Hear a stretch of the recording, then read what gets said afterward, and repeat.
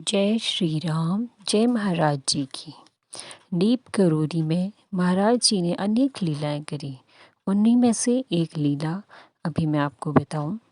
नीप करोरी में महाराज जी ने खेत में एक गुफा बना रखी थी। वो गुफा महाराज जी ने एकांत में अपनी समाधि के लिए बना रखी थी और महाराज जी ने आदेश दिया था कि उनकी आज्ञा के बिना उस गुफा में कोई भी प्रवेश न करे।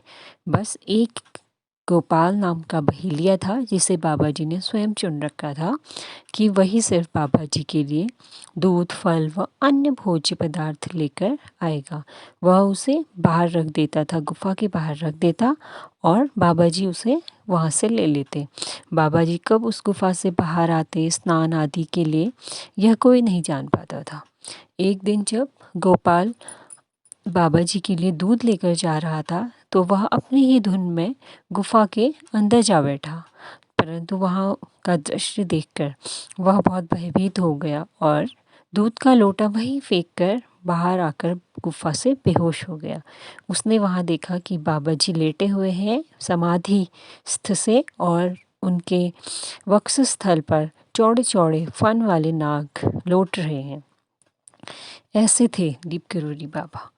और एक बार महाराज जी गांव में कुत्ते के ऊपर बैठकर सवारी कर रहे थे। वह कुत्ता बाबा जी के उस भारी भरकम शरीर को कैसे सहन कर पा रहा था, इस रहस्य का खुलासा तो सिर्फ बाबा जी ही कर सकते हैं। गांव वालों के लिए तो यह तथ्य एक पहेली ही है, परंतु अपने शरीर को कभी हल्का कर लेना, कभी भारी कर लेना उनकी इच्छा के अनुसार था। इस अपने शरीर को कभी छोटा कर लेते तो कभी अपने शरीर को बड़ा कर लेते। प्रकृति पर बाबा जी का पूर्ण नियंत्रण था। यह हम सबके लिए एक कौतुक मात्र है। अपनी युवावस्था में बाबा जी गांव में कबड्डी, गुल्ली डंडा, लुक्का छिपी खेल भी किया करते थे। गांव वालों से अपने को छुपाने के लिए बाबा जी के पास यह खेल खेलना एक बड़ा अच्छा साधन था। कबड्डी में बाबा जी से पार पा सकना किसी की बस की बात ही नहीं रहती थी। सांस रोकने में बाबा जी का मुकाबला कोई भी नहीं कर पाता था, सब मिलकर एक साथ भी नहीं। और लुक्का छिपी में तो बाबा जी सबको क्षण भर में ढूंढ लेते, पर उन्हें कोई भी नहीं ढूंढ पाता। वह पास भी खड़े रहे तब भी कोई उन्हें नहीं ढूंढ पाता। भला अदृश्य हुए को कौन ढूंढ पाता है।